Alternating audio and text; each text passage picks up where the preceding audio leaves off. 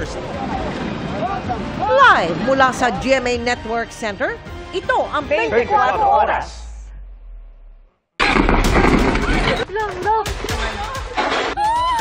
Lord, please send some help.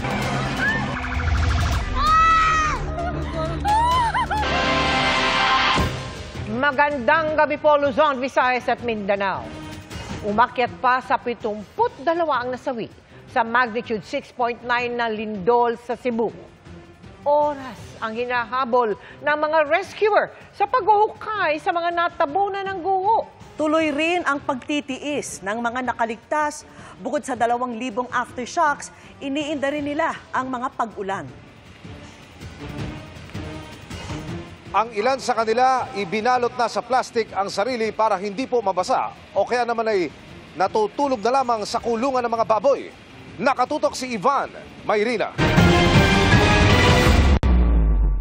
Mula sa Himpapawid, kita ang tindi ng pinsalang idinulot ng 6.9 magnitude quake sa lungsod ng Bugo na malapit sa epicentro ng lindol. Sa videong ito, kita ang rescue team na abala sa pagkuha sa katawan ng isang biktima. Pahirapan ang rescue and retrieval operations na kinailangan ng gamitan ng mga jackhammer at iba pang heavy equipment. Ang mga biktima kalunos-lunos ang sinapit, tulad ng batang lalaki ito na nadaganan ng gumuhong parte ng tinutuluyang 2-story pension house sa lungsod pa rin ng Bugo. Kasama niyang nasawi ang kanyang ina na sunod na na-recover ng mga rescuer. Hinahabol ng rescue team sang oras sa pag-asang may mahanap ang buhay sa ilalim ng guho. Nagmamadali talaga tayo. Buhay yung ano natin, ma'am. Kami, ma'am, as mga responders, as rescuers, ma'am, hindi kami umaasa kami talaga na buhay namin silang mailalabas. Sa ngayon, mahigit 70 na ang bilang ng nasawi sa iba't ibang bahagi ng Cebu. Abot-abot ang hinagpis ng mga kaanak ng mga namatay. Pero ang kalbaryo ng mga Cebuano hindi pa rin natatapos. Ang ilan nakaligtas nga sa lindol, problema naman ang pansamantalang matutuluyan. Ang mga residente ito sa bayan ng Medellin, sa kalsada na naglatag ng kanilang mga sapin at nagpalipas ng gabi. Sumabay pa sa kanilang alalahanin ang pagbuhos ng ulan. At dahil hindi pa masilungan ang kanilang mga tahanan, ang ilan, ibinalot ng kanilang sarili sa plastic bilang proteksyon.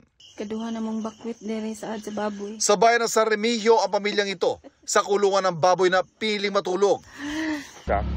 Ang ilan namang mga taga-Bugo sa plaza pansamantalang nanunuluyan, bit-bit ang kanilang mga pangamba sa mga posible pang pagyanig. Hadlok, grabe ko tusog. Wa pa ka mauli eh. Wala. Ayon sa FIVOX, umabot na sa mahigit 2,000 ang mga naitatalang aftershocks at inaasahang magtutuloy-tuloy pa sa mga susunod na araw. Ang isa nga kagabi, umabot pa sa magnitude 5 ang lakas. Kinakabahan po kami ngayon kasi palagi po may aftershock. Hanggang ngayon, hindi namin mabibilang yung aftershock kung ilan ng aftershock ngayon. Kasi marami na kasi sir eh. Kagabi pa eh. Hindi pa ako nakapahinga. Ang takot ng mga residente hindi pa tuluyang inaalis, lalo't para sa ilan, milagro ng maligtas sa naranasang sakuna. Yung anak ko, ay iwas sa balay. Salamat ako sa Ginoo kasi walang nangyari sa kanila. Pagdating ko namin doon, marami ng tao sa kalsada. Aba namin, hindi namin alam mo, katapusan ba namin ngayon? Hanggang ngayon parang nanginginig pa yung kalamnan ko dahil sa takot. At maiiyak ako dahil sa takot. Sa gitna ng takot at pangamba, mga Cebuano patuloy na kinakapitan ang kanilang malalim na pananampalataya at pag-asa. Salamat lang sa Ginoo nga naluwas sa taon. Salamat kay Lord. Ang hirap pala. Pero okay lang, nandyan naman siya. Para sa GMA Integrated News, Ivan Mayrina, nakatutok, 24 Oras. At mga kapuso, sa gitna ng kanilang kalbaryo, may mga nadaanan na kaming nangangalampag para sa pagkain, tubig at iba pang kailangang gamit ang mga placard. Inikot din natin ang ilang bayang napinsala ng lindol, tulad po dito sa San Remigio, kung saan hindi bababa sa 5 ang nasawi sa Gumuhong Sports Complex. Narito ang aking pagtutok. Mga panawagan para sa tulong pagkain at tubig. Yan ang bumungad sa aming mga placard sa isang bahagi ng Don Gregorio Antigua sa Borbon, Cebu. Mahigit 1 oras ang layo mula sa lungsod ng Bugo. Bakit lumabas na kayo dito sa tabing kalsada at daladala nyo ito? Bakit? Manghingi na kami ng pagkain, tubig, at saka bigas. Ang sitwasyon ninyo ngayon, sabihin nyo sa ating mga kababayan. Hirap na kami. Bakit to? Sa sitwasyon kasi sa earthquake. Pagkain, tubig? Pagkain, tubig. Yung bahay nyo, nauuwihan nyo ba? Nasa labas na kami. Natutulog. Kami karon naglisod jud may tungod sa earthquake nga nagdadangat sa mua. Kami karon ana namin makigda magabiis sa kana ang laplin sa dalan o laplin sa kanang walay kuan kay magsige pa man gyapon og ana ang earthquake kuan lang gyapon gabi gani alas 9 kuso pa gani. Gaano kahirap? Hirap na gyud sir. Ang bahay ng magkapatid na senior citizen na Gavino at Leonora napadapa ng pagyanig. Mga ikita ko po sa inyo anong klaseng sitwasyon ang kinasasadlakan ngayon ng ating mga kababayan. Ito po sa bayan naman ng Borbon. Nadaganan po ang magkapatid na senior citizen. Pagkatapos pong yanigin ng lindol noong gabi na iyon, nakaligtas po sa kabutihang palad sa awa ng mahal na Diyos Ama yung kanilang bahay. Hindi na ho itsurang bahay at mistulang sinalansan ng mga kahoy na lamang at nagdomino ho dahil po sa lakas ng lindol. Na-rescue ang mga senior citizens sa tulong ng 2 pulis na nag-roving sa area kasunod ng pagyanig. Nakahiga na ako, tapos yung mga matanda, diyan nakahiga na rin, natutulog. Bandang alas 9 yata, mahigit to, alas 9 o mag-alas 10. Biglang yumanig. Pag burnout, yan ang malakas. Talagang malakas, parang tapos nagbagsakan. Hinahanap namin ng ina ko at saka yung tiyahin ko. Nakahiga yan eh. Tapos pinilit siguro niyang bumangon. Hinahanap kung saan ang labasan. Nakita ko nakayuko. Pilitan lang namin makarecover. Paunti-unti ba? Ang senior citizen survivor na si Lolo Gavino, natagpuan namin malapit sa pagguho. Pilit niya hong kinukumpune yung mga piraso ng kawayan at tali, tapos may sako siya. Dito ho pala yung kanyang higaan, nagkasira-sira. So, susubukan niya lahat para makabuo uli ng mapapakinabangan mula ho doon sa mga gamit na sinira ho ng lindol. Sa barangay Cogon sa Bugo, inabutan namin ang isang truck na napatagilid ng lindol at halos napadausdos na sa bangin. May dalang patukan ng manok ang truck na biyaheng Hagnaya Port. Akala ko yung parang hangin lang ba, gumagalaw yung mga kahoy. Tapos, parang ang truck, sumasayaw na yung truck. Huminto na ako, hindi na kaya, hindi na control. Imbes yung truck pababa, papunta na doon. Hanggang sa yung galaw ng truck, parang patagilid na, pabilis. Pumutok na yung mga tagiliran namin. Mula Bugo, tinungo namin ang bayan ng San Remigio na isa rin sa lubhang tinamaan ng lindol.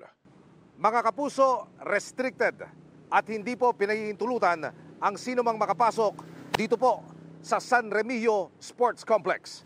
Sa kauna-unahang pagkakataon mula nang maganap ang lindol, ipakikita po namin sa inyo kung ano ang naging itsura ng damage sa loob po ng Coliseum mula nang maganap ang nasabing lindol.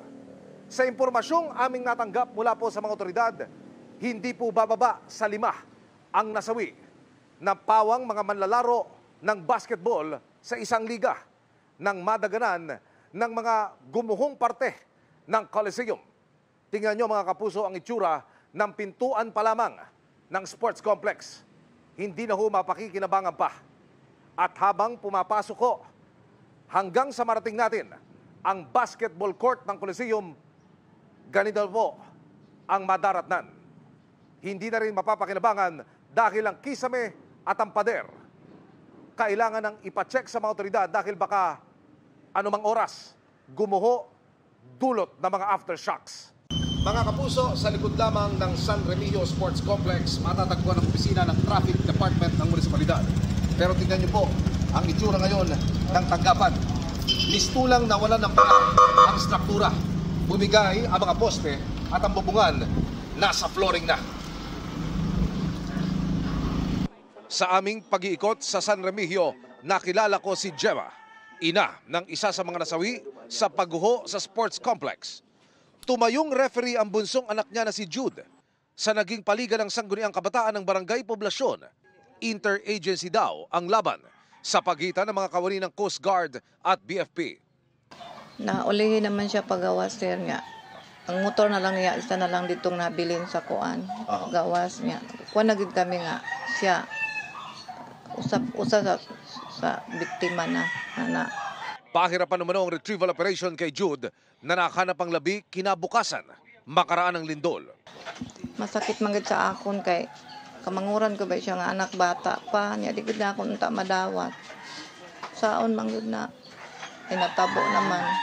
Nasa 63 pamilya naman mula sa Purok Agbati sa Barangay Hagnaya ang pansamantalang nananatili sa bakanting lote na ito habang nagpapatuloy ang mga aftershock. Kaliwat kanan ng bakas ng pinsala ng lindol sa San Remigio. Sa Purok Siniguelas sa Poblasyon, isang residente ang nabahala sa uka sa lupang dulot ng pagyanig. Ang uka ng lupa na yon, kailan ho lumitaw? Nung paglindol lang, doon lang namin nalaman nung pag-evacuate na namin kasi nahulog dun yung pinsan ko.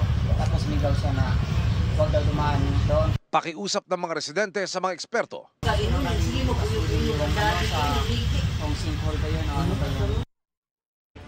Mga kapuso, dumating na po ang team ng GMA Kapuso Foundation sa Cebu. Dala mga ipamamahagi nating tulong sa mga naapektuhan ng lindol. Mamimigay tayo ngayong gabi ng relief goods sa Bogos City. At sa ilalim po yan ng ating Operation Bayanihan. Matinding pinsala ang idinulot, kitang-kita po natin ng lindol sa kabuhayan at pamumuhay ng mga residente doon. Marami pa ang nangangailangan ng ating tulong. At sa mga nais pong magpahatid, magbigay ng tulong sa mga kababayan natin sa Cebu, maaari po kayong magdeposito sa aming mga bank account, magpadala sa Cebuana Luwilier. Pwede ring online via GCash, Shopee, Lazada, Globe Rewards at Metrobank credit card. At kamustahin naman natin ang mga pasyente sa Cebu Provincial Hospital sa Bogo. Matapos itong ma-inspeksyon ng structural engineer, inilabas sa mga pasyente nitong kasagsagan ng lindol. Nakatutok doon live si Susan Enriquez. Susan, nasa labas pa rin ba ang mga kababayan nating pasyente? Emil, yes, Emil. Nasa labas pa rin ng Cebu Provincial Hospital ang mga pasyente nito. Ayon kay Dr. Zoraida Yurango, Chief of Hospital ng Cebu Provincial Hospital, takot pa ang mga pasyente na pumasok sa loob ng ospital dahil na rin sa mga aftershock. Gayunman, sinabi ni Dr. Yurango na unti-unti nilang ipapasok ang mga pasyente dahil baka lalo silang magkasakit sa mga tent. Ito'y kasunod ng pagtiyak ng mga nag-inspeksyong structural engineers na ligtas na ang ilang bahagi ng gusali maliban sa operating room na lubhang napinsala. Ngayon ay nasa loob muna ng mga tent mula sa Philippine Red Cross ang mga pasyente. At ito po mga kapuso, ito po kanina po, ito yung mga tent na walang aircon ang nandiyan dyan at yan po yung mga pasyente. So ngayon tinatayo ho yung isa pang air-conditioned tent mula sa Philippine Red Cross para dyan ho mailagay ang iba pang mga pasyente na nandoon pa po. Ayun pa, yung iba mga pasyente. Ayaw pa ho nilang lumipat dito sa dalawang palapag na gusaling ito. Bagamat na ito po ay na-inspeksyon na at nasabi na ligtas, pero ayaw pa rin po ng mga pasyente dahil natatakot ho sila. Kanina naikabit na po yung isang tent, ayan, yung may air-conditioned tent na yan. At andyan na po yung ibang mga pasyente. Ando doon din yung mga logistics, medical supplies, hospital supplies, at maging itong pharmacy nitong hospital nandiyan po dito sa labas. Pero sabi nga po ni Dr. Yurango, umaasa siya na unti-unti nang magbabalik sa normal ang operasyon ng ospital matapos na ipag-utos ni Pangulong Marcos ang masusing pag-iinspeksyon para tiyaking ligtas ang bawat bahagi nitong ospital at ang retrofitting kung kinakailangan gawin ang retrofitting. Samantala, ilang minuto bago po tayo sumahing papawid ay nagkaroon ho ng dalawang aftershock dito. At yung mga aftershock na yon ang nagbibigay po ng matinding takot sa ating mga kababayan na nasa labas pa rin po nitong Cebu Provincial Hospital. Mula po rito sa Cebu Provincial Hospital, Bogos City, Susan Enriquez, nakatutok 24 oras. Maraming salamat, Susan Enriquez. At habang bumabangon sa lindol ang marami sa Visayas, pinaghahandaan naman sa Northern Luzon ang Bagyong Paulo. Sa Isabela, pinatibay na ang mga bubong at pinag-iingat ang mga nasa tabing dagat dahil nga sa banta ng daluyong. Nakatutok si Jasmine Gabriel Galban ng GMA Regional TV. Tinabasan na ang mga sanga ng mga puno sa Santiago, Isabela ng Department of Public Works and Highways isang araw bago ang posibleng pagtama ng Bagyong Paulo. Sa Ilagan City, kanya-kanya rin paghahanda ang mga residente. Itinali na ang bubong ng tindahan ni Aling Pasita para hindi tangayin. Nakapag-imbak na rin sila ng mga pagkain. Maganda na lang ng konting pagkain. Siyempre, pagkaya niya sa may tulay kasi pagka malakas ang ulan, siyempre, tataas yung tubig. Pati ang Disaster Risk Reduction Management Office ng Isabela nakaalerto na at pinag-iingat lalo na ang mga nakatira sa Dinapige, Divilacan, Makunakon at Palanan dahil sa banta ng storm surge. Bawal ng maglangoy, mangisda at maglayag. Nagkaroon na kami ng briefing. Lahat ng mga equipment, logistics ay nakaredy na. Even yung mga kakailanganin ng ating mga kababayan kung sila man ay ililikas. 7 wasar team ang sinimulan ng i-deploy ngayong hapon sa iba't ibang bayan sa probinsya ng Isabela bilang paghahanda sa epekto ng Bagyong Paulo. Meron na rin mga nakadeploy o inilagay na mga rescue boats sa mga flood-prone areas para gamitin sakaling may mga residenteng kailangang ilikas. Pinakabinabantayan ang mga posibleng daanan ng bagyo. Nasa Tropical Cyclone Wind Signal number 2 na ang Isabela. Maaga na ring binalaan sa posibleng epekto ng bagyo ang Dagupan, Pangasinan na nasa ilalim ng Tropical Cyclone Wind Signal number 1 at maaaring ulanin bukas ng tanghali hanggang sa Sabado ayon sa Pag-asa. Expected ho, meron tayong 100 to 200 millimeter ng rainfall. Mula sa GMA Regional TV at GMA Integrated News, Jasmine Gabriel Galban, nakatutok 24 oras.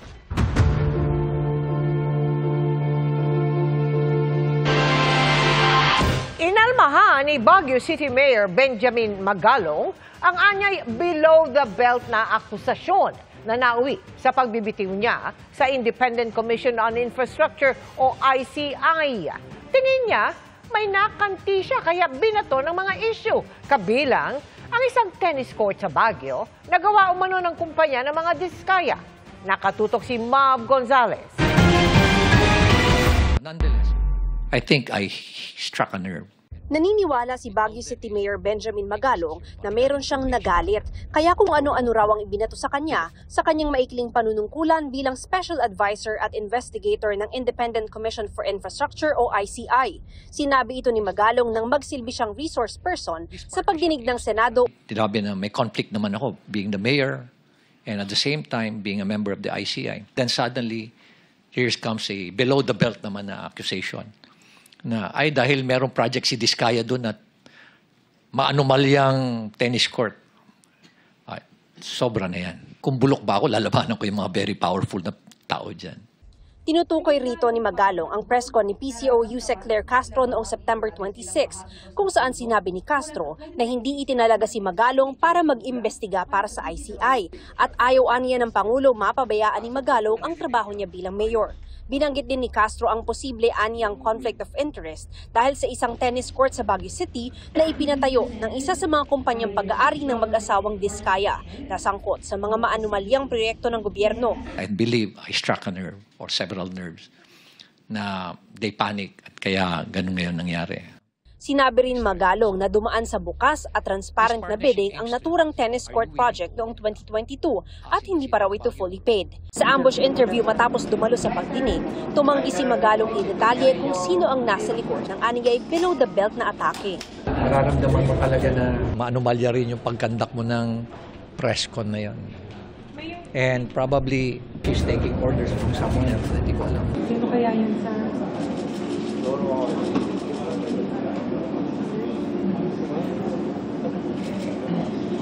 Any more questions?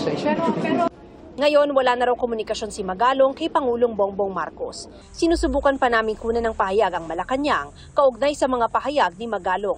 Sinita rin niya si resigned Congressman Zaldico na isinasangkot ngayon sa maanumalyang flood control projects. Para raw kay Ako Bicol Party List Representative Alfredo Garbin Jr., maituturing aniyang sakripisyo ang pagbibitiw sa pwesto ni Ko. My God! Nagdakaw ka ng bayan, kasi sasabihin mo, it was a sacrifice on your part. And it's not an abandonment. Ganyan na ba kababa yung standard natin sa Kongreso, Mr. Chair?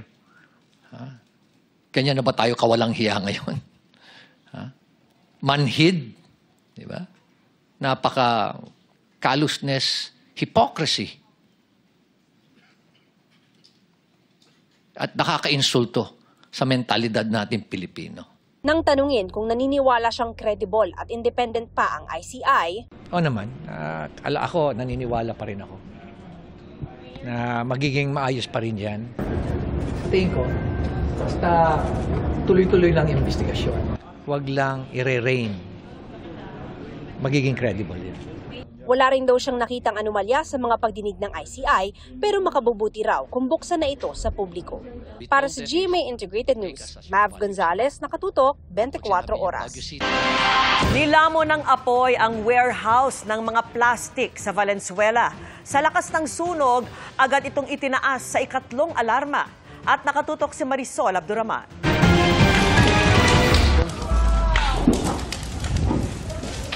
Maririnig ang mga putok na ito sa loob ng isang subdivision sa Valenzuela City. Galing pala ito sa isang warehouse ng mga plastik na nilalamon ng apoy. Maya-maya pa, dumating na ang mga bombero. Nasa tapat mismo ng bahay ni Nels Gahudo ang nasusunog na warehouse, kaya agad daw siyang tumawag sa barangay. Meron kayo narinig na pagsabog bago po? Wala naman po. Ang naano na lang po namin, naamoy po namin yung usok kahit sa loob po ng bahay. Kaya nakakaba kasi namin kung tumawid po yung sunog. Pero buti po, dumating agad yung mga bombero. 12:43 ng tanghali ang unang alarma, pero makalipas lamang ang 15 minuto, itinaas na ito sa third alarm. Bagamat isang gusali lamang ito na warehouse ng mga plastic, kinailangan itong itaas sa ikatlong alarma dahil sa gaya na nakikita ninyo, nasa loob ito ng isang residential area at katapat lang ito ay isang eskwelahan. Malaki na yung apoy nung nakita to ensure the source of water. Kasi the nearest hydrant dito ay medyo malayo and mahina yung PSI. And the involved kasi is a warehouse po. Natupok ang buong warehouse ayon sa Bureau of Fire Protection. Ako wala usap. Ako wala marunong. Pero wala naman po nasaktan na tao niyo, ma'am. Ako wala usap. We are just ensuring na yung loob, kasi mga puro plastic yung laman, hindi na siya magkukos pa ng mas malaking fire. And we protect the residential area. Inaalam na ng City Hall kung may mga paglabag ang warehouse. Hindi lang namin visibly makita kung sa likod dito may mga proper fire exits or windows or source of ventilation sila. Sinuspindi rin ang klase sa Alternative Learning System at Valtech, ang college school na malapit. Because of the fumes, no? Yung plastic talagang amoy na amoy mo talaga, and it's hazardous to the health. Inaalam pa sa ngayon ang sanhi ng sunog at kung magkano ang halaga ng pinsalang dulot nito. Based naman sa information, merong kuryente sa loob pero we cannot rule out unless our investigators will get inside po the structure. Para sa GMA Integrated News, Marisol Abduraman, nakatuto 24 oras. Hindi po nalalayo sa magnitude 6.9 na lindol sa Cebu ang inaasahang lakas ng The Big One na pinangangabahang yayanig sa Metro Manila.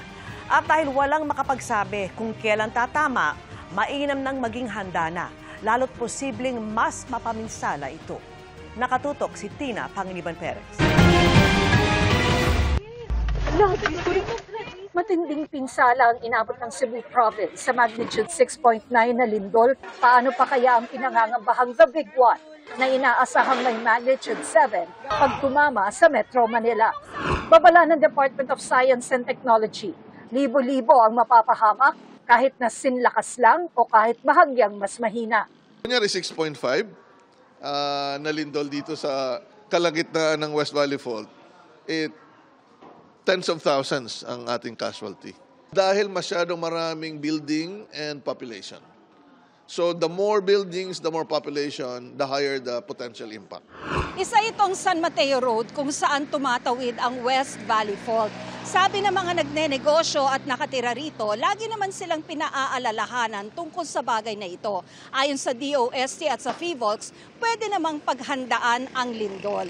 Kahit nasaan man daw tayo, kailangang siguruhin natin na yung mga bahay, infrastruktura at mga gusali gaya ng mga mall at simbahan ay earthquake resistant.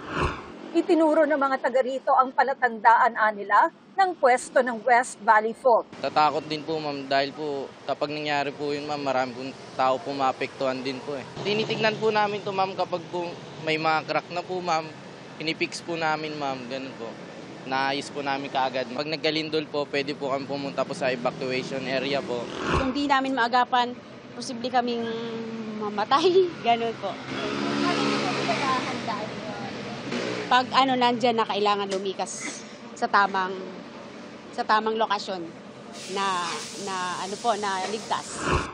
Sa app na Hazard Hunter PH, pwedeng i-check ang mga fault at mga lugar na malambot ang lupa, pati kung saan pwedeng magka-landslide at iba pa.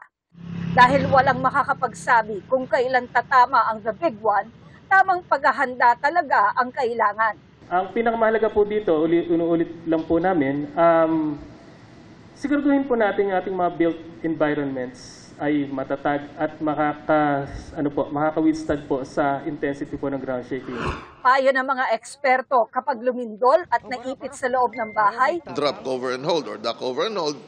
At lalayuan natin yung mga pinakamahinang parte ng mga bahay. Tulad ng mga wall, dapat magpwesto tayo sa mga poste at biga, no? Sa sulok. At kapag inabutan naman ng lindol habang nagmamaneho, lalo na sa tulay. Ang gagawin talaga ay titigil. I-park mo yung kotse at doon na lang, no? Iwasan nyo rin pumwesto sa may mga poste ng ilaw kasi baka bumagsak. Ipwesto sa gilid yung mga motorsiklo at yung mga sasakyan para kung sakaling naging mapaminsala, meron pang dadaanan yung mga responder kung maayos. Para sa GMA Integrated News, Tina Panganiban Perez, nakatutok 24 oras. Personal na binisita ni Pangulong Bongbong Marcos ito pong Northern Cebu para maghatid ng tulong at mag-inspeksyon sa mga nasirang istruktura. Inanunsyo niya rin ang pagtatayo ng tent city para sa mga nawalan ng bahay. Nakatutok si Nico Sereno ng GMA Regional TV. Nagsagawa kanina ng aerial inspection si Pangulong Bongbong Marcos para makita ang lawak ng pinsala ng magnitude 6.9 na lindol sa Cebu. Sa Bugo City, na isa sa pinakatinamaan ng lindol, inanunsyo ng Pangulo ang 50 million pesos na ayuda para sa Cebu Province, 20 million pesos sa Bugo, Sogod at San Remigio. 10 million pesos naman ang ibibigay sa Daan Bantayan, Madridejos at ibang mga apektadong bayan. Nagsagawa rin ng briefing para sa Pangulo ang mga alkalde ng iba't ibang LGU. Bugo will have electricity complete for the entire city by the end of today. Bukod pa doon, yung dinaanan naming ospital na nasa labas pa lahat ng pasyente, ang DPWH nakapagpadala na ng mga engineer, tinignan yung ospital at ngayon clear na nila, safe na yung ospital, pwedeng ibalik sa loob ang mga pasyente na. Sa Bugo City pa rin, ininspeksyon ng Pangulo ang Archdiocesan Shrine and Parish of St. Vincent Ferrer sa Barangay Cogon. Binisita rin niya ang Sitio Cogita, Barangay Pulang Bato sa lungsod ng Bugo. Sa isang subdivision dito, 7 ang nasawi nang gumuho ang kanilang mga tirahan dahil sa lindol. Nagkabitak-bitak ang mga bahay sa lugar at hindi naligtas tirhan. Kaya hiling ng mga residente sa Pangulo, mabigyan sila ng pabahay sa mas ligtas na lugar. Sa pagkakaroon, ang mga nakadecide, ang mga residente rin, nagpuyo nga dilang isa na mamalik, kay murang naagian nila katruma, kay nang liki naman sa nang ilang mga units. Sabi ng Pangulo, dahil hindi agad ma-relocate ang mga nawala ng tirahan, gagawa sila ng isang tila tent city. Gagawin natin, kukuha tayo ng mga tent na malalaki at itatayo natin, kagaya ng sinabi ko sa ating mga LGU executives, Ito yung mga tent ng Red Cross na ginamit nung COVID. At ito ay mabilis itayo at kahit umulan, hindi problema. Kaya yun ang dadalhin namin dito sa ngayon. And we will then, doon sa kung saan nilalagay yung gagawa ng tent city, kung tawagin, ay lalagyan din natin ng siyempre lahat ng facilities. Titiyakin natin na may food supply, may water supply, may kuryente kung kailangan mag-genset. Pinapamadali rin ng Pangulo ang paghatid ng tulong at ang pagsasaayos sa mga infrastrukturang nasira, lalo na ang ospital. Nangako ang presidente na tutugunan ang pangangailangan ng mga biktima. Para sa GMA Integrated News, Nico Sereno, nakatutok 24 oras. Sabanta naman ang bagyong Paulo sa Aurora, hanggang 3 metrong taas ng daluyong o storm surge ang ibinabala ng Pag-asa. Kaya inilikas na ang mga nasa tabing dagat, gayon din ang mga nasa bundok. Mula sa bayan ng Dinalungan, nakatutok live si Sandra Aguinaldo. Sandra? Yes, Bel, nakataas na nga ang signal number 2 sa ilang bahagi po ng probinsya ng Aurora. Dito po sa aking kinatatayuan sa Dinalungan, Aurora, ay manaka-naka na po ang pag-ulan, bagamat bukas pa po inaasahan ang pag-landfall ng bagyo. Sa kasalukuyan, tayo ay nasa signal number 1 sa mga oras na ito. Hinihimok ang lahat ng residente malapit sa dagat, ilog at bundok. Sa bayan po ng Dipalukulaw sa Aurora ay umiikot ang ambulansya na yan para manawagan sa mga residente na nakatira malapit sa baybayin na lumikas na. Pinaalalahanan din ang mga tao na magdala ng damit at pagkain at gamot sa kanilang paglikas. Ang mga bangka ng mga isda ay nakaparada na sa kalsada para matiyak na ligtas ito. Inaasahan kasi ang malakas na ulan at hangin dulot ng bagyo. Sa hilagang bahagi po ng Aurora, kagaya sa Kasiguran, ay maaari rin daw magkaroon ng storm surge o daluyong na aabot sa 3 meters ayon po sa Pag-asa dito sa Aurora. Ayon din po sa Pag-asa ay posible ang landfall ng bagyo sa pagitan ng alas 8 at alas 11 ng umaga bukas. Sa Baler po ay nagpulong ang Aurora PDRRMO kasama ang kanilang gobernador at doon ay natalakay na pwedeng umabot sa signal number 3 ang bagyo pagdaan po sa northern portion ng Aurora.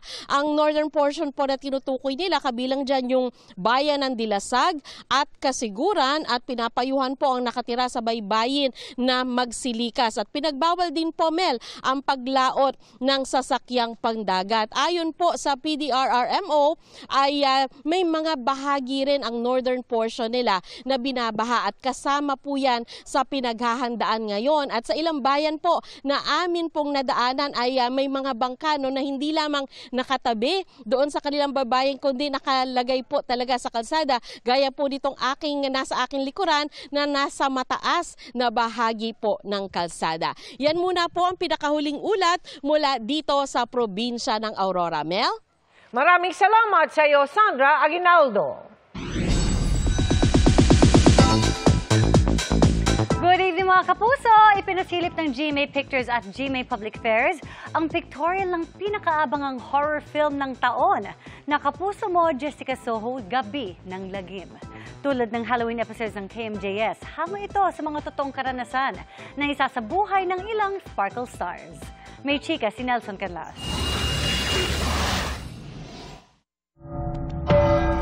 Na pinipiling oras, lugar, demonyo. Ready na ba kayong matakot? Dahil malapit nang mapanood ang isa sa pinakaabangang horror film ng taon, ang KMJS Gabi ng Lagim. 3 nakagigimbal na kwento ang nasa pelikula. Lahat ay hango sa true accounts na naipalabas sa Kapuso Mo, Jessica Soho sa mga nagdaang taon. Pinagmamalaki ko na yung yearly na Gabi ng Lagim na ginagawa ng KMJS worthy to be put on the big screen. Matagal na naming sinasabi yan. Matagal ko na rin hinihirit. Ipinasilip ng GMA Pictures at GMA Public Affairs ang pictorial ng pelikula at nagbigay sila at ang mga magsisiganap ng pasilip kung gaano mananakot ang pelikula. tatalakayin sa pelikula ang nakakakilabot ngunit malapit sa puso ng mga Pinoy na istorya tulad ng kwento ng isang haunted ship, isang taong naposes, at mga aswang.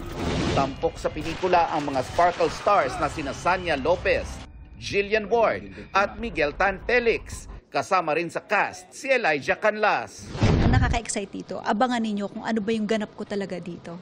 Kasi it's about Berbalang, aswang siya na hindi buhay na taong kinakain niya, kundi yung mga patay. Based to sa true events natin. And galing to sa mga kwento ng taga-Southern Mindanao. I'm very excited kasi kumbaga, hindi lang po siya nakakatakot. May lesson din siya. I mean, may deeper meaning po yung movie. Nagpapasalamat naman ang multi-awarded broadcast journalist na nakarating na nga sa big screen ang mga kwentong paboritong pag-usapan ng mga Pinoy. Aminin natin, napakasarap naman talagang pagkwentuhan yung mga kababalaghan, di ba? Maliit pa tayo hanggang sa ating pagtanda. Yung mga kwento ng kababalaghan, they live on eh. Never in my wildest dreams na may mangyayaring ganito. Pero dream come true ito para sa staff, lalo na yung mga producers ng KMJS. Nelson Canlas, updated sa Showbiz Happenings.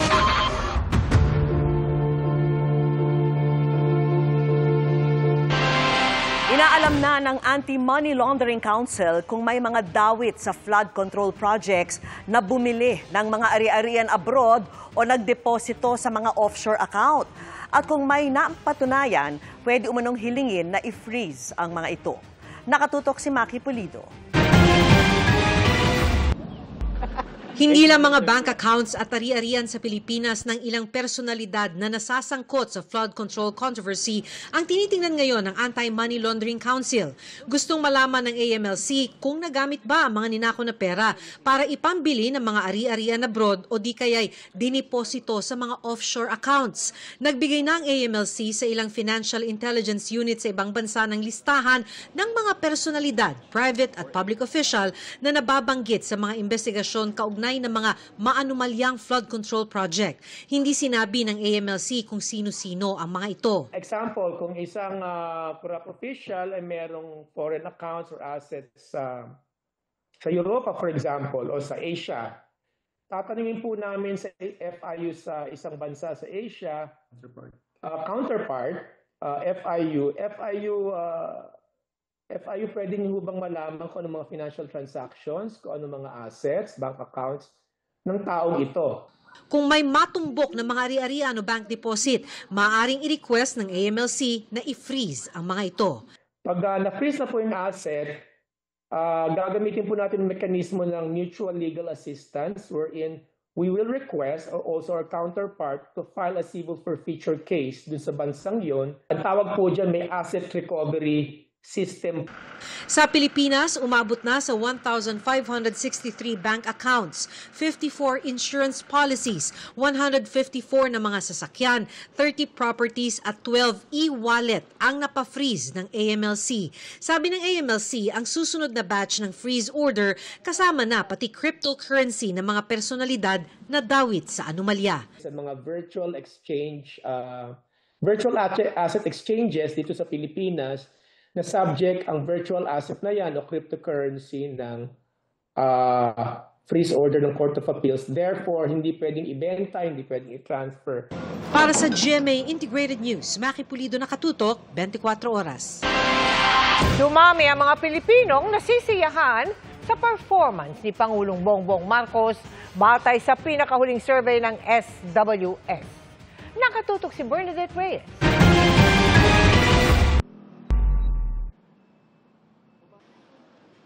Sa ginawang non-commissioned survey mula June 25 to 29, lumalabas na 46% ng mga Pinoy ang satisfied sa performance ng Pangulo.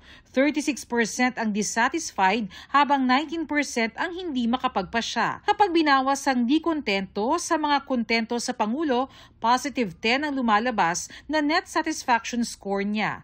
Moderate ito at mas mataas ng 20 points kumpara sa negative 10 satisfaction score noong Abril. Council. Pinakamalaki ang 35 points na itinaas ng net satisfaction ng Pangulo sa Mindanao.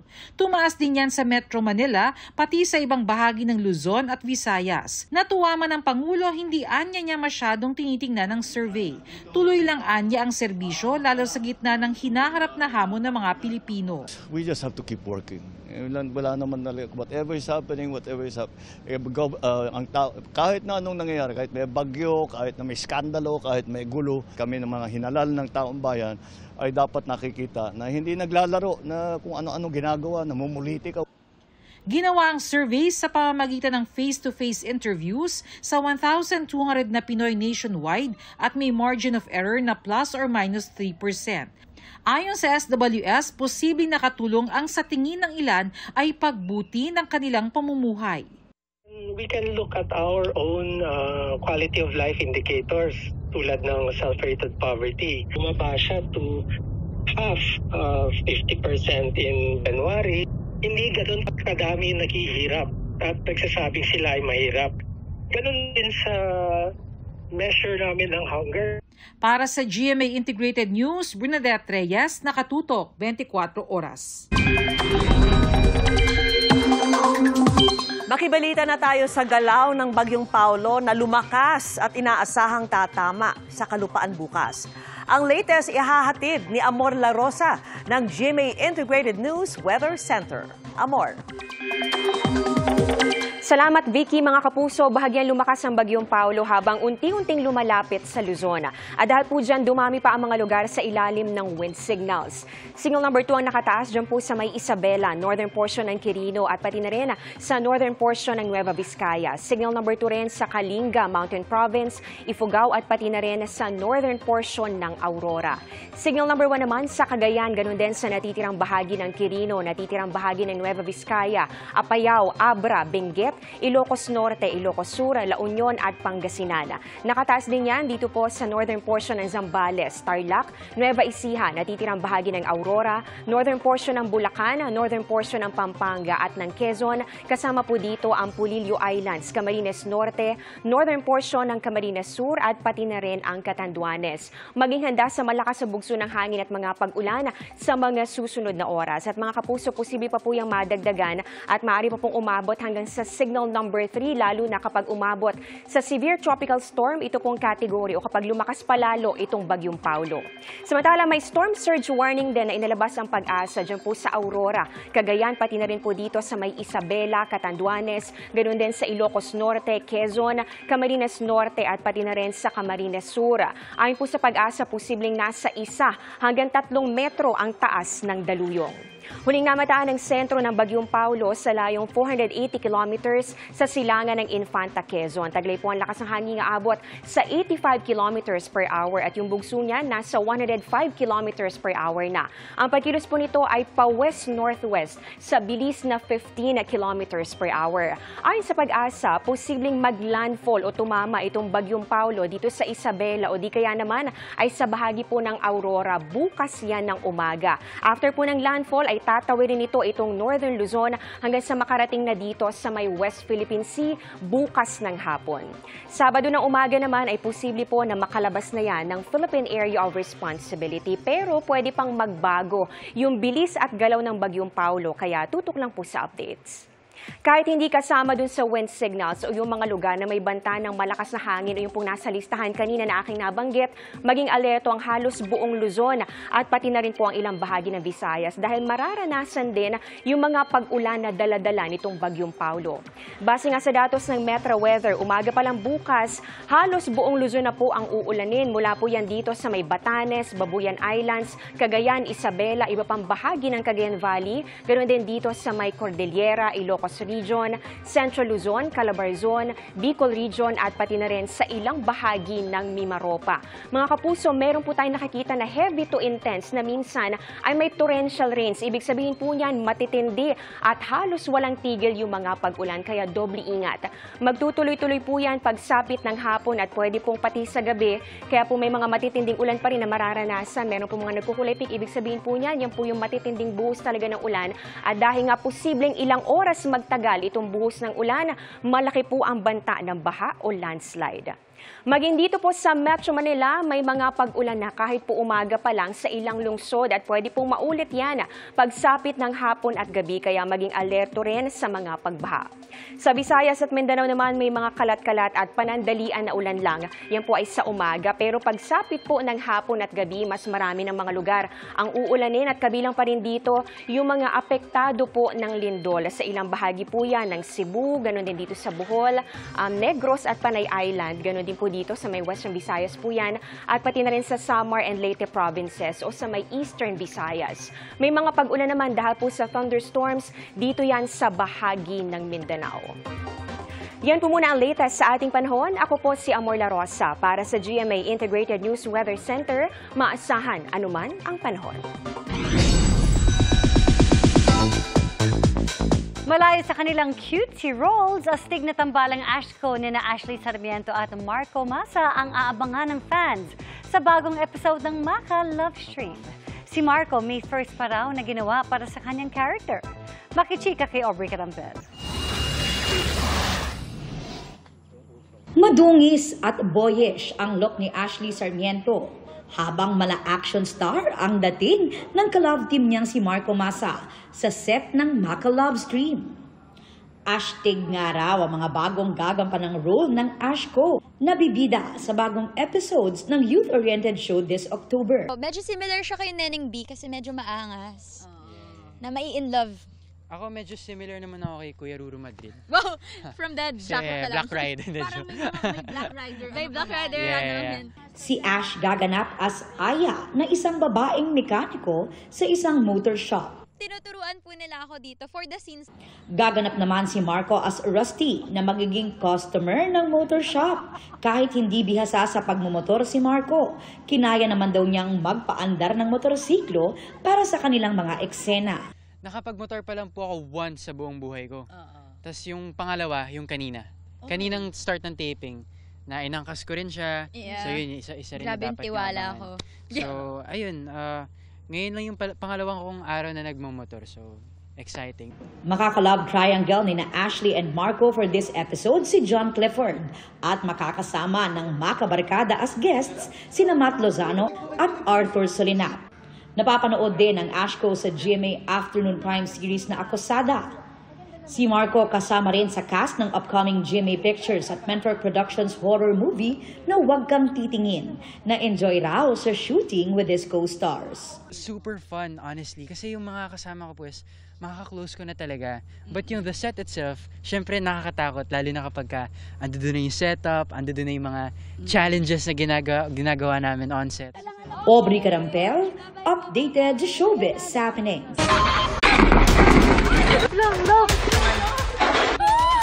Lord, please send some help.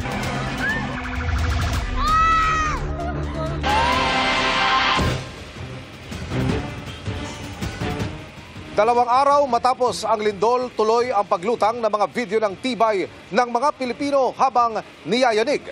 May doktor na tuloy ang pagpapaanak sa isang buntis. Mga kabataang hindi nagpanik at nag-duck, cover and hold, at mga manggagawang napakapit, hindi lang sa bakal, kundi sa dasal. Nakatutok si Mark Salazar.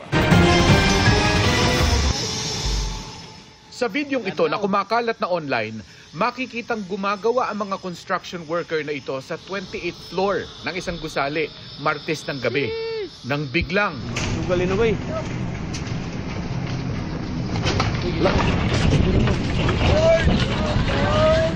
yumanig ang magnitude 6.9 na lindol sa Cebu.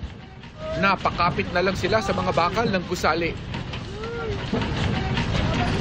Napadasal na lang sa lakas ng pagyanig. Nang mga oras na yon, napasigaw naman ang ilang namamasyal sa night market sa Cebu City. Bigla kasing may pumutok at sandaling nawala ang kuryente. Sa gitna ng panik, may ilang napayakap na lang sa isa't isa.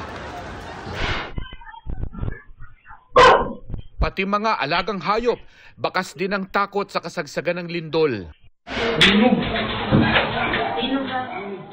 Pero ang mga kabataang ito sa isang computer shop na viral na rin ang video, nakasunod sa earthquake safety procedure na duck, cover at hold. Sa ilalim ng mga mesa sila nagdasal at naghintay sa pagtigil ng pagyanig. Pero isa na yata sa pinaka-nakakaantig, ang kwento ng isang doktorang hindi napigil ang serbisyo kahit ng malakas na pagyanig na kasabay ng malakas na pag-ulan. Hindi siya bumitaw sa pag-alalay sa isang manganganak na na-evacuate sa tabing kalsada. Payong lang ang naging panangga nila sa gitna ng sakuna. Para sa GMA Integrated News, Mark Salazar, nakatutok 24 oras. Personal ding bumisita sa mga nilindol sa Cebu, si Vice President Sara Duterte. Naghatid din ng tulong ang kanyang opisina. Nakatutok live si Ian Cruz. Ian. Emil, tulong ang hiling ng mga residente dito sa Northern Cebu. Hindi lang yan dito sa Bugo City, kundi maging doon sa pinuntahan natin sa bayan ng Medellin na napinsala din ng lindol at sa huling talanga ng probinsya ng Cebu ay nasa 10 na ang patay sa nasabing bayan. Bubungad ang mga bitak-bitak na kalsada papasok sa bayan ng Medellin dito sa Northern Cebu. Sa isang tulay, isang linya lang ang nadaraanan kaya nagbabagal ang trapiko. Mahaba at malalalim kasi ang bitak na nilikha ng malakas na lindol Martes ng gabi. Sa post ni Cebu Governor Pambari 4, 10 ang naitalang patay sa bayan ng Medellin dahil sa lindol. Sa Lamintac Sur, napinsala ang paaralan. May mga nawasak ding bahay, gaya ng tahanan ng mag-amang Rolando Soliano, 67 years old, at Charlotte. Agad daw binawian ng buhay ang senior citizen nang madaganan ng guho. Nasa ospital naman ang kanyang anak. Pagpasok namin, yung anak na niyang siging sumisigaw, patulong sila sa amin. Yung tatay niya, nandun din sa ilalim. Parang walang malay na sir. Yung pag-angat niya namin pagkuha sa yung bata niya, wala na siyang malay sir. Nakaburol na si Mang Rolando. Katabi ang burol ng ate nito na si Anyana Cueva na nadaganan din ng guho sa kalapit na bahay. Sumaklolo pa raw sa kanyang ina si Cherry, pero hindi na raw talaga kinaya ng kanyang ina. Ginawa ko talaga ang lahat pero hindi ko talaga maangat yung...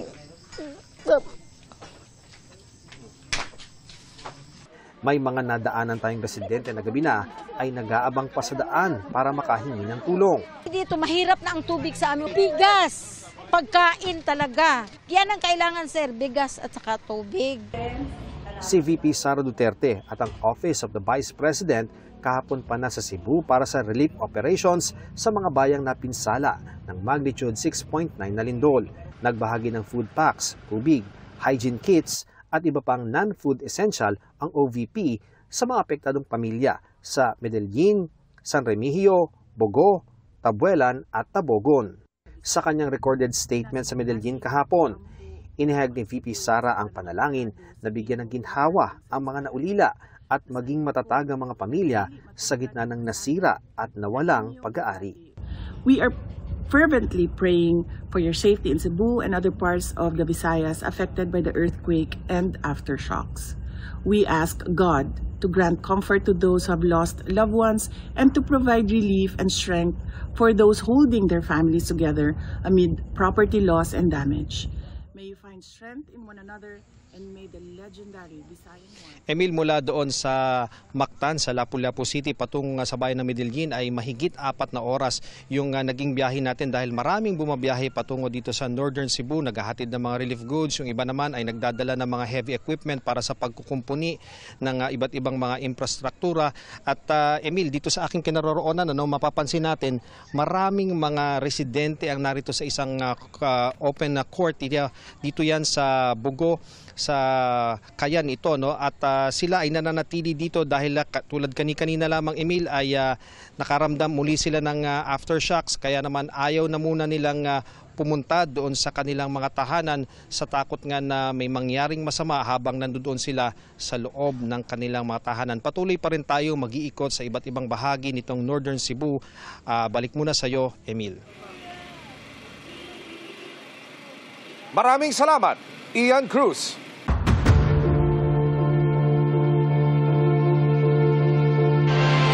Itinanggi ni Senador Mark Villar ang alegasyong nakuha ng isa niyang pinsan ang mahigit 18 bilyong pisong halaga ng proyekto mula noong nakaupo siya bilang kalihim ng Department of Public Works and Highways. Sa isang pahayag, sinabi ni Villar na makikita raw sa official record na wala siyang kamag-anak na nabigyan ng anumang kontrata nang nakaupo siyang DPWH Secretary mula 2016 hanggang 2021. Wala rin daw siyang pagmamay-ari na anumang kumpanyang sumasali sa mga proyekto ng departamento. Kahapon, inilahad ni Justice Secretary Jesus Crispin Remulla na iimbestigahan nila si Villar kaugnay ng pagkakakuha ng isa niyang pinsan sa mga proyekto kabilang ang mga flood control project. Sabi ni Villar, sinusuportahan niya ang anumang investigasyon sa issue dahil wala raw siyang itinatago.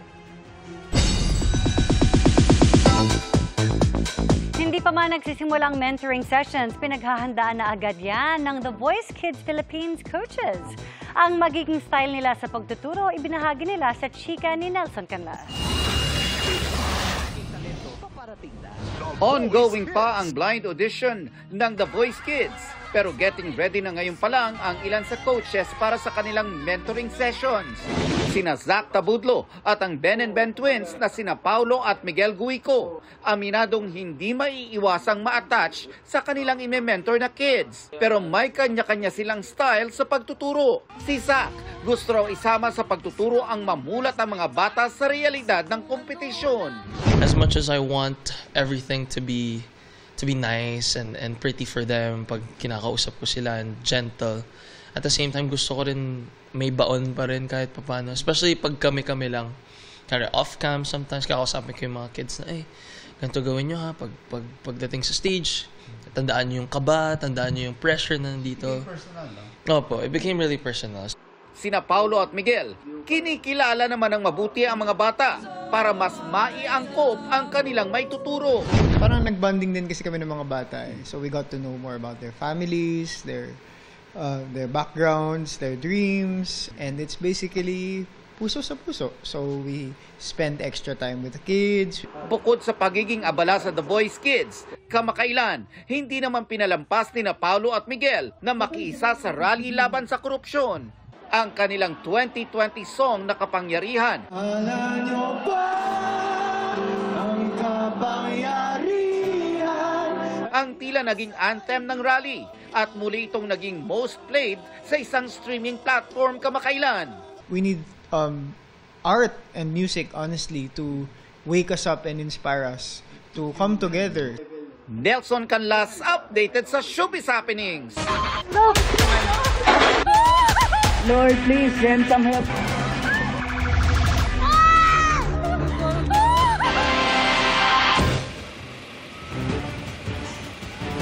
Mga kapuso, kabilang naman sa mga maituturing na bayani rito sa Cebu ang isang teenager na nasawi matapos iligtas ang kanyang ina at kapatid sa gitna ng mga pagyanig. Isa lang po siya sa mga nasawi sa kanilang barangay kung saan gumuho ang malalaking bato mula po sa bundok. Nakatutok live si Fe Marie Dumabok ng GMA Regional TV. Fe.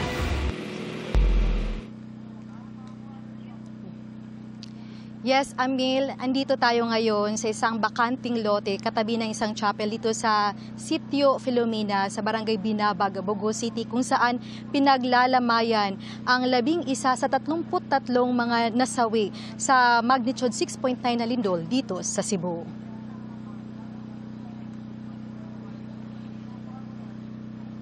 Ang mga biktima ay pawang nakatira sa paanan ng bundok sa karatig na sitio. Nadaganan ang kanilang mga bahay ng malalaking bato na gumulong galing bundok. Abot-abot ang dalamhati ng mga kaanak sa trahedyang sinapit ng mga biktima. Kabilang sa nasawi ay ang 17 years old na si Lady.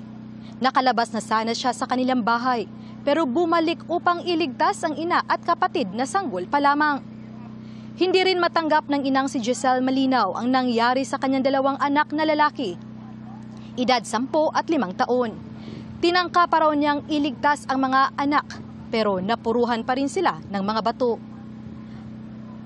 Binigyan man sila ng tulong ng lokal na pamahalaan, lalo na sa mga kabaong nitong mga biktima, pero panawagan pa rin nila na tulungan sila sa pagpapalibing nitong mga biktima.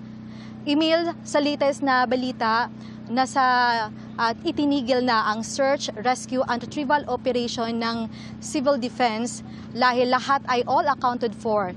Nasa 73 ang naitalang namatay o nasawi dahil sa lindol dito sa Cebu.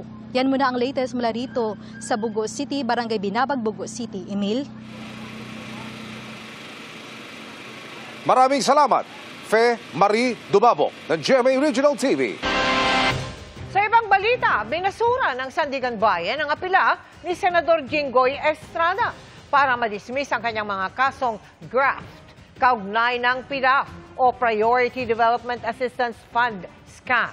Hindi kinatigan ng korte ang mga argumento ng senador, lalo't ipinakita raw ng prosekusyon na sapat ang ebidensya para ituloy ang kaso.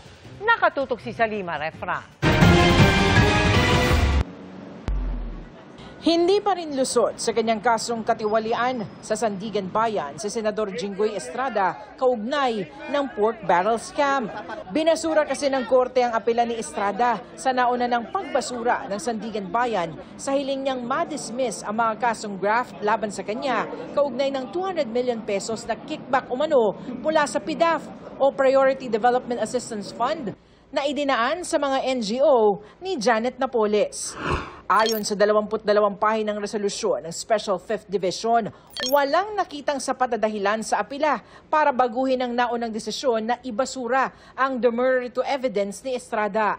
Sabi ng korte, hindi raw porket na-dismiss na ang plunder case laban kay Estrada ay otomatikong madedismiss din ang graft case laban sa kanya tulad ng kanyang iginigiit sa kanyang mosyon. Ipinakita umano ng ebidensya ng prosekusyon na may prima facie case laban kay Estrada para makakuha ng verdict of guilt sa puntong ito ng trial. Git ng korte, paulit-ulit na pinili ni Estrada ang ilang implementing agencies para mapondohan ng kanyang PDAF noon. Direkta rin umano ang pag-iendorso ni Estrada sa mga NGO ni Napoles bilang tagapagpatupad ng mga hindi naman ikinasang proyekto. Mismong endorsement letters umano ni Estrada ang nagdadawit umano sa kanya sa krimen at hindi kinatigan ng korte ang argumento ni Estrada na rekomendasyon lang ang mga ito. Binigyang bigat ng korte ang testimonya ni Ruby Tuason na aide ng ama niyang si dating Pangulong Joseph Estrada. Ipinaliwanag raw ni Tuason ang modus ni Napoles at ilang pagkakataong nag-deliver ng pera kay Senador Estrada sa mismong Senado at sa bahay nito. Binanggit rin ang testimonya ng whistleblower na si Ben Hurluy patungkol sa mga endorsement letter ni Estrada na pinirmahan sa pamamagitan ng aide nitong si Pauline Labayet. Dahil tuloy ang pagdinig, mabibigyan ng pagkakataon si Estrada na magpresenta ng sariling ebidensya para sa 11 counts of graft. Hiwalay ito sa kasong plunder kung saan pinawalang sala siya at sa 1 count of direct bribery at 2 counts of indirect bribery kung saan convicted na siya o nahatulang guilty. Kinukuha ng GMA Integrated News ang panig ni Estrada. Samantala, nahatulang guilty sa 13 counts ng money laundering si Janet Lim Napoles sa desisyon ng Pasig Regional Trial Court kaugnay pa rin ng pork barrel scam ayon sa Anti-Money Laundering Council o AMLC. Hanggang 14 na taong pagkakakulong sa bawat count ng money laundering ang parusa kay Napoles na inatasan ding magbayad na mahigit 94 million pesos na multa. Maaari pa niyang iapila ang desisyon. Si Napoles ay nakakulong ngayon sa Correctional Institution for Women sa Mandaluyong. Sinusubukan pa naming kunin ang kanyang pahayag. Para sa GMA Integrated News, Salima Refran, nakatutok, 24 oras. Nagpapatuloy ang laban ng mga bagong henerasyon ng sangre para bigyang buhay muli ang mga brilyante. Ngayong gabi, sino kaya ang makakaharap nilang mga sinaunang kambaldiwa? Ichichika yan ni Aubrey Carampen. Sumakses na ang mga bagong tagapangalaga ng brilyante na malagpasan ang mga pagsubok ni Eshnad, ang tagapagbantay ng lagusan ng Devas na ginampanan ni SB19 member Justin De Dios. Kaya matagumpay na silang nakapasok ng Devas. Ang sumalubong sa kanila ang dating hara ng Lireo na si Sangre Amihan na muling ginampanan ni Kylie Padilla. Navisala, Idea Perena. Kaya naman naging emosyonal ang magkapatid na Sangre sa kanilang reunion. Sa Devas, nakaharap ng mga Sangre si Badhalang Emre na sinabi sa kanilang ang mga sinaunang kambaldiwa ng mga brilyante para manumbalik ang kapangyarihan nito. Ang mga sinaunang kambaldiwa ay ipinatapon ni Emre sa isang mahiwagang lugar sa Devas dahil sila ay tumakas at nagmalabis. Pero hindi magiging madali ang misyon ng mga bagong Sangre. Si Tera kasama si Eshnad, nakaharap na ang sinaunang kambaldiwa ng lupa na si Harahen, na ginagampanan ni Diana Zubiri na una na rin gumanap noon bilang Danaya. Magpakilala kayong mga mapangahas na pumasok sa aking lungga. Tila mahihirapan si Tera dahil agad na nalaman ni Harahen na siya ay hindi purong diwata at may dugong tao. Ngayong gabi, makikilala na rin ang iba pang sinaunang kambaldiwa.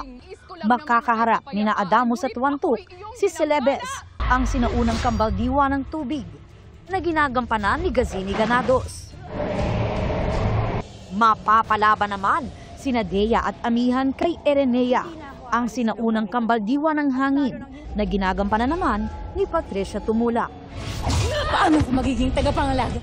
Hindi rin magiging madali ang katunggali ng mag-inang Flamara at Perena. Natatapatan ang bagsik ni Lavanea, ang sinaunang kambaldiwa ng apoy, played by Ina Feleo. Sa video namang ito makikita ang naging paghahanda para sa fight scenes ni na Flamara Faith de Silva at ni Patricia as Erenea. Ang exciting na laban mapapanood na mamaya sa Encantadia Chronicles Sangre pagkatapos ng 24 oras. Aubrey Carampel, updated sa Showbiz Happenings. Ilang palabas at personalidad ng GMA Network ang itinanghal na national winners sa 2025 Asian Academy Creative Awards. Kabilang dyan ang Eleksyonaryo Dapat Totoo Digital Exclusives ng GMA Integrated News na wagi sa kategoryang Best Short Form Scripted. Best Short Form Non-Scripted naman ang Digidocu The Rice God of the Cordillera. Panalong Best Infotainment Program naman ang Kapuso Mo, Jessica Soho. Best Cinematography para sa Beauty Empire. Best Lifestyle Program naman ang Biyahe ni Drew. Ang I Wonder History for Sale ang nagwaging Best Documentary History. Best Documentary One-Off ang Lost sa Bungeros. Nakuha po ng Reporter's Notebook, Asia Scam Cities, ang Best Documentary Series. Habang Best Screenplay naman ang pelikulang Green Bones. Best Comedy Program ang Pepito Manaloto, Tuloy ang Kwento, at Best Music or Dance Program naman ang Stars on the Floor. Best Adaptation of an Existing Format Non-Scripted ang The Voice Kids. Itinanghal na Best Actor in a Leading Role si Dennis Trillo. Best Entertainment Host si Ding Dong Dantes para sa Family Feud. At Best Theme Song ang Gemini ni na Julie Ann San Jose at Anjo Barangel. Congratulations sa inyong lahat. Congratulations! At yan ang mga balita ngayong Huwebes. Ako po si Mel Tiangco. Ako naman po si Vicky Morales para sa Mas Malaking Misyon. Para sa mas malawak na paglilingkod sa bayan, mula po rito sa bayan ng San Remigio, Cebu. Ako po si Emil Sumangil. Mula sa GMA Integrated News, ang News Authority ng Pilipino. Nakatuto kami 24 oras.